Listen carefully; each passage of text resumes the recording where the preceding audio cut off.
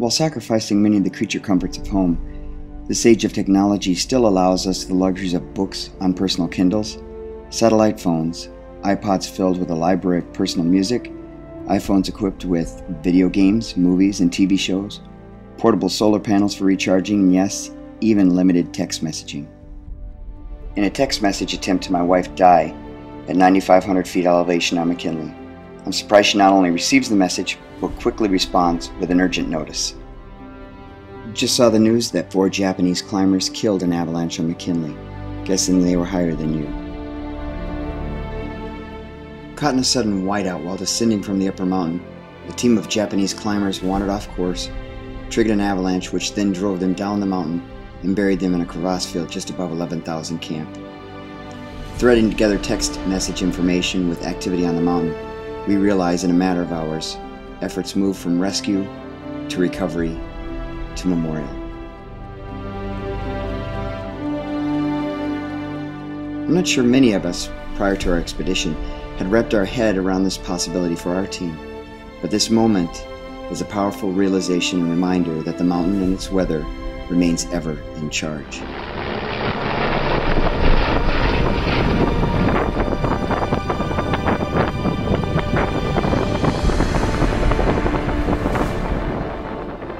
Many of us reflect on this event, but with the mountain at hand and our climb ahead, some of us dismiss it as possible poor judgment on the climbing team, a fluke, an anomaly, an event that happens to other teams. It's still an event, a thought I will carry with me through the rest of the climb.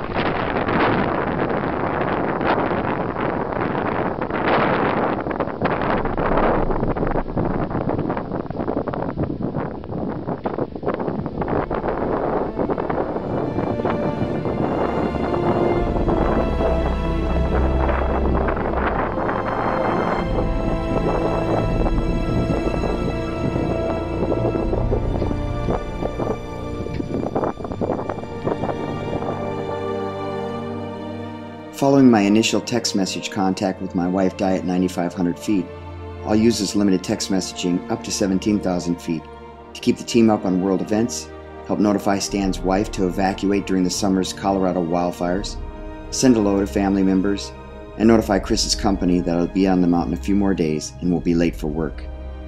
For the remainder of our journey, our families and friends will be able to follow our progress through RMI's blog postings supplied by guides Mike Walter and Paul Edgren via satellite phone.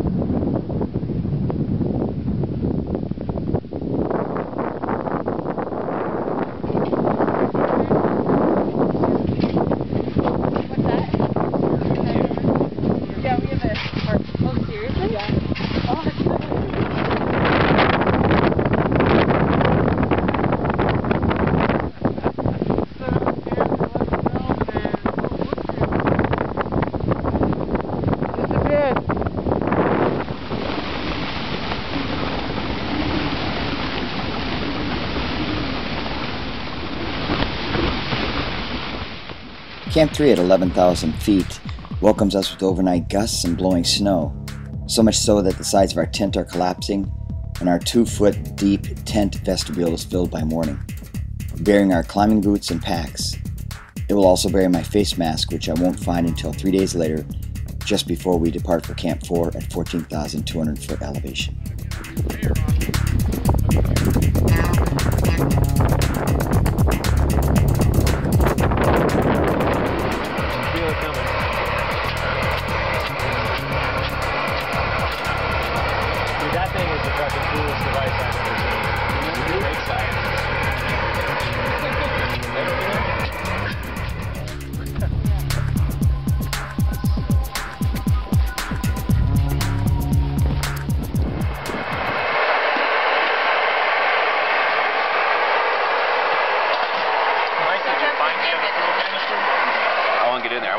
this. You're in there. That's an old Navy one, man. The expression, turn two.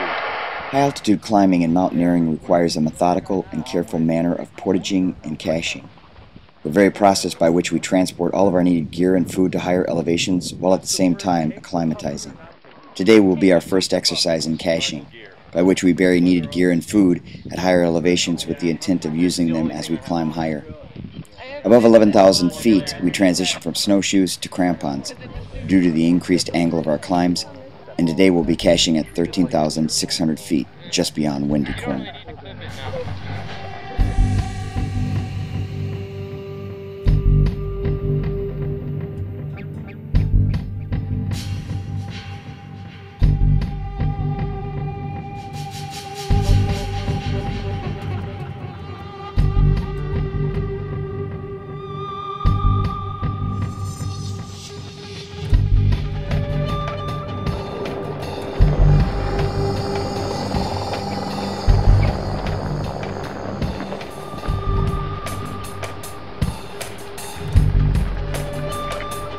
Looking solid. It's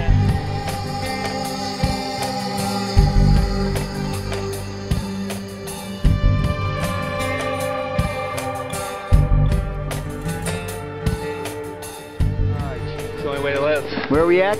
Rooftop of Ecuador? No, Top of Squirrel Hill? just the doorstep of Denali. Yeah, baby. Here's the impressive looking pack like this. That's always the thing. Even if it's lighter, Want to spread out, Mike? Yeah, if you can just stay spread out. Cool. Eat, drink, chill out. Be merry. We'll get our cat up here. We're like that, and you're like pounding them. All right, guys, welcome to the summit. Should try to see me. Pretty nice weather up here. You should watch me try to do a total hip replacement. Yeah. Oh, yeah, you bang those out at altitude. You got it there.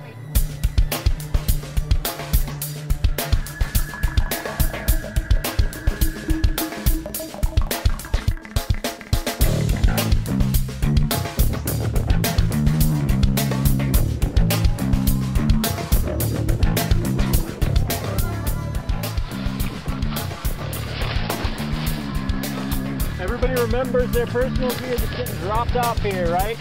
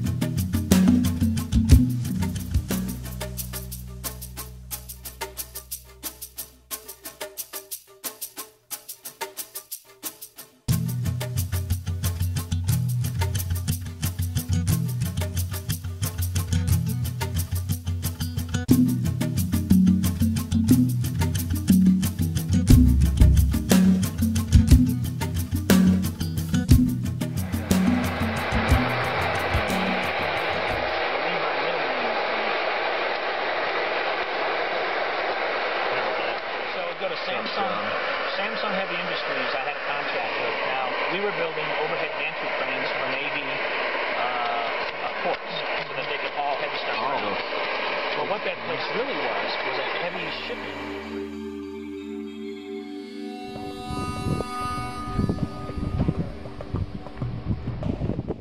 In John Waterman's book, In the Shadow of Denali, he comments, First climbers on the West Buttress route remarked, "This kind of climbing is about 90% trying to stay alive and warm, and 10% climbing."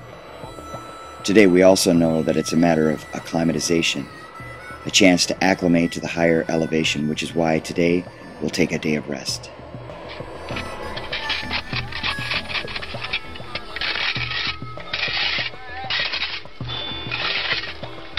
This is what we call a day of rest. A day of dice.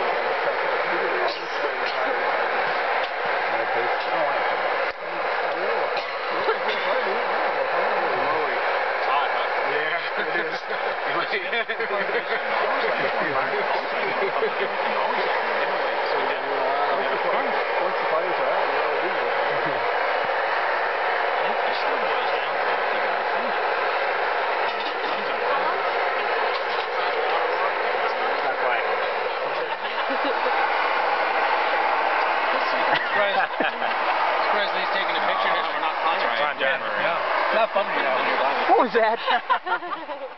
In 1913, a climber remarking on the vista while on the mountain said, "It's like looking out the windows of heaven."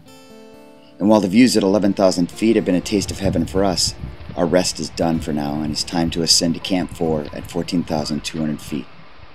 In a similar fashion, at 13,600 feet, we cache the gear and extra food we won't need until our descent. Whose pad is this? Steve's.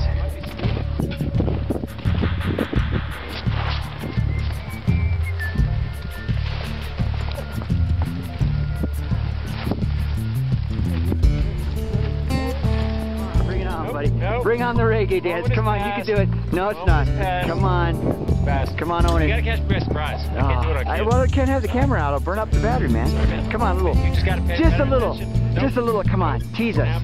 Tease us. Nope. Please us. Nope. Come Save on. it for 14. You're going to save it 14? Save it for 14. All right. I hope you got it. We'll come back with it.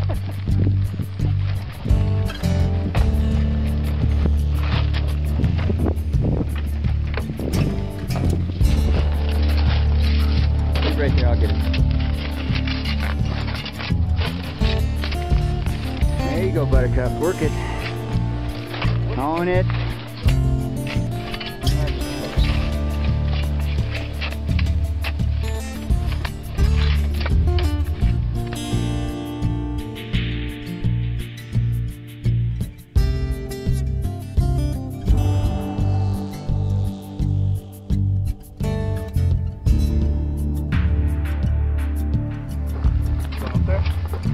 Soon. Soon and very soon.